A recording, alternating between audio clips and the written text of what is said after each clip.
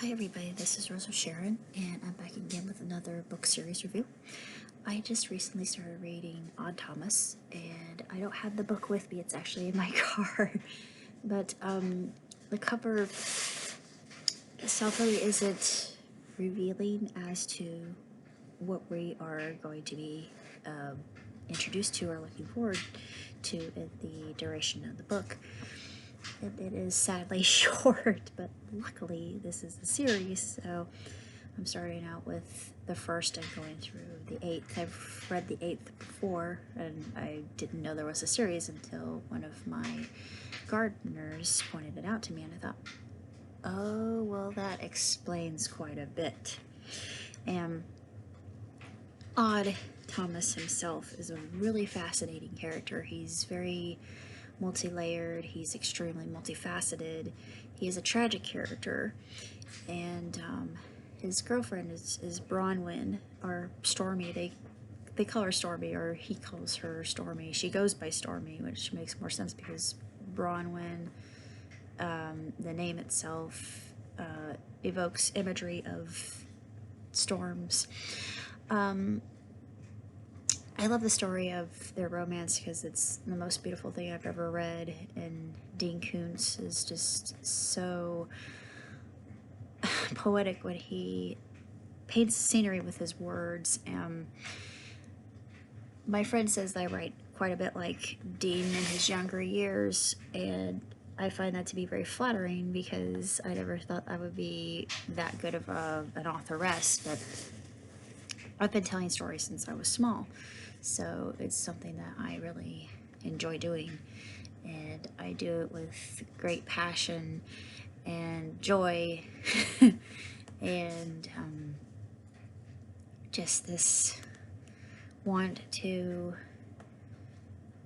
really inspire others. And this is a tale that we have our main character. We actually are introduced to the main character and where he lives, the setting, the atmosphere, the Mojave itself. It's really quite a striking setting, and it makes it all the more intriguing, especially if you're like me and you live in a landlocked state. We have lakes, we have Lake Michigan, but we're still landlocked. Which is difficult for me because I'm a child of the water. But nonetheless, book is relatively short and just spectacularly written. And I loved every second of it, and it was something I just could not put it down, no matter what I tried. It's one of those really rollicking tales with enough of the mystery and paranormal mixed into it that you just cannot help but continue wondering, well, what's going to happen next? Is Odd going to get out of this okay? What about Bronwyn, or Stormy, I should say? Is he going to be able to keep his promise to her? He is a chivalrous character, which I really like because a lot of people think chivalry is dead, which it is not. He's just an example of what a true man should be. And he's not your typical male character, because a lot of stereotypical archetypal protagonists like himself, they're considered to be, very macho and masculine and kind of full of themselves and conceited and not very likable at all. They're kind of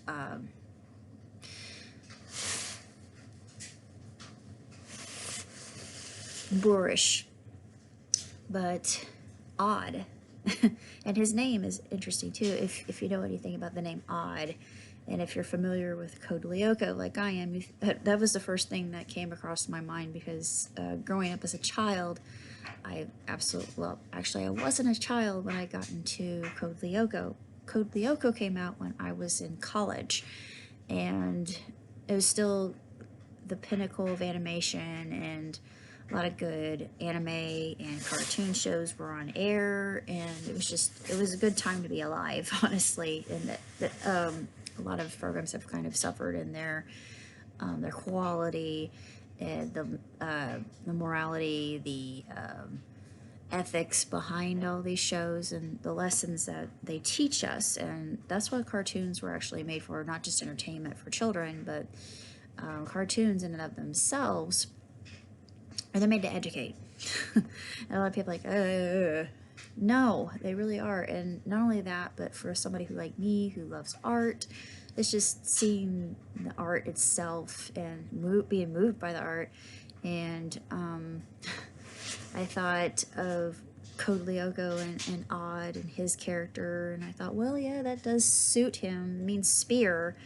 And like a spear, small spoiler, Odd himself can pierce into the veil or the other side and see dead people. And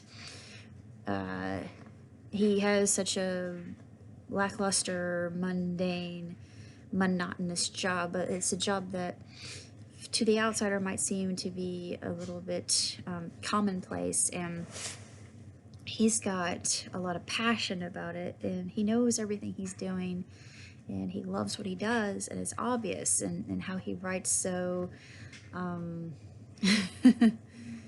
favorably about the job he has and the lack of funds that he really wants to provide for Stormy. And it's just, I love that. I love the fact that he, like I said, he's a man's man, and it just shows that I still believe this to this day. I still believe that men should provide for their women, even though I know things are kind of screwy right now.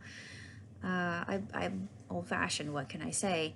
I mean, it's all well and good that women can be independent and whatnot, but if you find the right person, your red thread, you get along, you can complement each other. It shows that their relationship is the most incredible non-toxic thing that I've seen. I thought, yes, that's a good example of couple goals right there. And I think it should be read by everybody, particularly if you like the paranormal, especially if you like the paranormal. It's a mystery series, mystery, suspense, horror, because you are introduced to these characters. Actually, I shouldn't say characters, but creatures. These entities known as Bodaks. And the Bodaks themselves, if you're interested in the actual mythology, Bodaks, they're more confined to the British lore. And I thought, I mean, I have that background, so I'm like, I know what a Bodak is. Ugh. It's not something that you would want to run into given any kind of circumstance. It's just the stuff of Lovecraftian nightmare fuel. But anyways, that element makes it all the more just spine tingling and eerie, and I love it. As somebody who writes horror myself, it gives me fuel for my fire that I can be inspired by. But